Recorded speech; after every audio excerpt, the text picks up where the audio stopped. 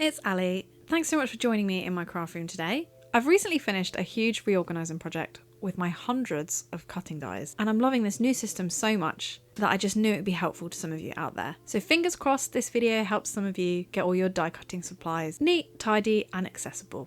Most of my cutting die collection is stored in these MDF units. I bought these from Amazon and they come flat packed, but they are very easy to assemble and really all you need is some wood glue. I have 3 units, each with 10 shelves. Each MDF shelf in the unit is fully removable. They have a little tab on the front which you can easily label. On top of this I put a magnetic sheet and then all of my dies are laid on top. You can glue down the magnetic sheet if you prefer. Once you lay all your dies on top of the magnetic sheet, it keeps them all in place. So not only does it keep die sets with lots of little pieces, like these rectangle sets, in order, it also stops them flying off around the craft room. And while this setup might not be the cheapest way you can store your dies, I find that I really prefer to be able to see all my dies laid out like this. So personally, I think it's worth it. The way I've organised my dies across the shelves makes perfect sense to me. The first few layers in the top of the first unit are all my nesting dies, or most of them anyway. I've organised them into categories, so I have all my circles together, all my squares together, some of my more fancy shapes go together, and I wanted to store them all like this so it was really easy to grab the size and shape that I needed when I'm doing a project. If you watch my videos often, you may have noticed that I've been collecting nesting dies quite recently, and this is where I've got to now. The next 5 shelves we move into some more naturey dies. I've got all of my foliage and leaf dies, followed by my flowers and indoor plants, and then I have one drawer that is all branches, wreaths and other dies like that. Then I have a whole shelf that's just for bows. I'm not really sure why I have so many bows, and then one for slimline sized dies, as well as a few extra ones that didn't really fit anywhere else. The second unit, I've got all of my food and drink dies at the top. As you will not be surprised to see, I have a lot of lemon dies on this first one, and the next one is overflow. This is mostly drink die sets, to be honest. The next one down, I have all my stitching dies. These don't all fit. You might see on some of these drawers that there are a few loose ones knocking around on top. That doesn't really worry me too much. And then I have a couple of drawers that are just objects and random miscellaneous items. There was not enough of them to make a whole category. This one's got all my art and craft ones, which always makes me happy when I open that one. And the last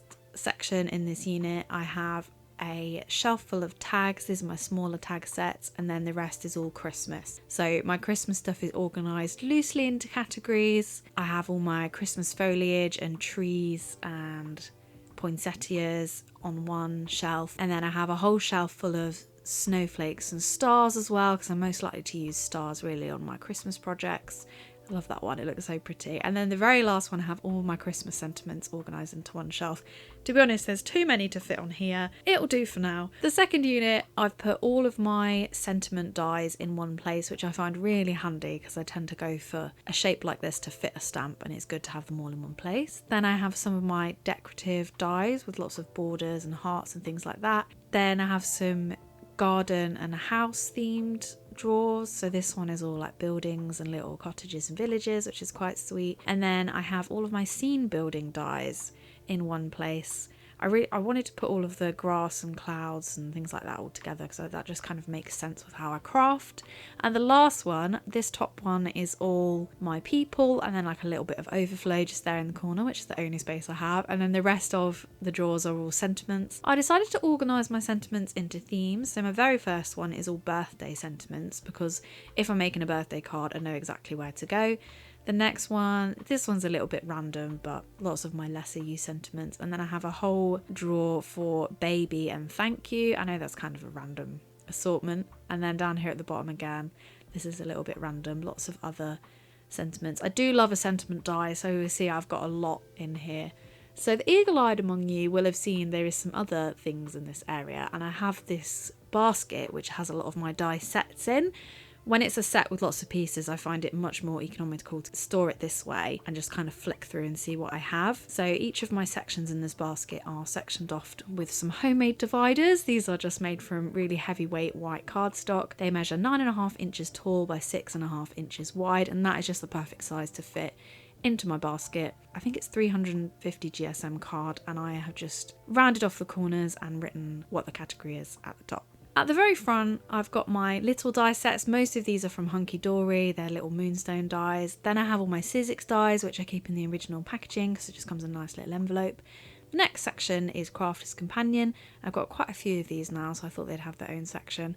And then the final kind of branded section is kind of random brands. Lots of them I like to keep in the original packaging, but some don't fit. So sometimes I will cut down the original packaging and just put them inside these plastic sleeves that I use for a lot of my die sets and some of my stamps as well.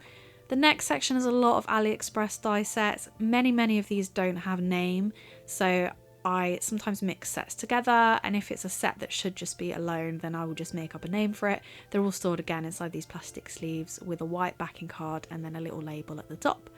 The next section is all my alphabet dies. I mean, this isn't necessarily ideal, but at least they're all split into their own sets, so I kind of flip through and see what I want. And then at the very back, I have all my background and cover dies. I have a lot of stitched dies for some reason. I got really into collecting those, but these are just kind of the larger dies that are just one large piece, so they're really easy to flick through at the back here. Most of these dies and die sets, if they're loose like this, they've come from AliExpress, so that's why they don't really have any packaging, and I just found this is the best way to keep them. The other basket I have next to this one has got all my embossing folders in, so I've got my corner rounder at the front, a pair of pliers to separate dies, and then my one and only random punch. I've got some more embossing folders on the side that are kind of too big to fit at the back, my Sizzix embossing mat, and also some adhesive sheets. Then all of my embossing folders are stored sort of in size order, so the smallest ones at the front, and then we move into the like regular size, sort of A2 size for cards. And then right at the back I have all of my largest embossing folders. I don't have tons of embossing folders. Some of you might think this is quite a lot of embossing folders, maybe it is. Let me know in the comments if you've got more or less than this. But for now, this storage solution is working perfectly for all of my embossing folders, and I can easily flick through them. And the same with this and the basket for all my die sets. It's easy to put things away when I'm finished. So that is all of my die cutting storage. I hope you found that helpful. Thanks so much for hanging out with me today. If you've not been to my channel before, I post lots of card making tutorials and hauls, and I'd love to have you stick around and subscribe if you're not already. Please give this video a big thumbs up if you liked it, and leave me a comment to let me know if you're interested in seeing more organising videos for your craft room. I have a lot more that I can share. I hope to see you back here on my channel again soon, but for now, bye!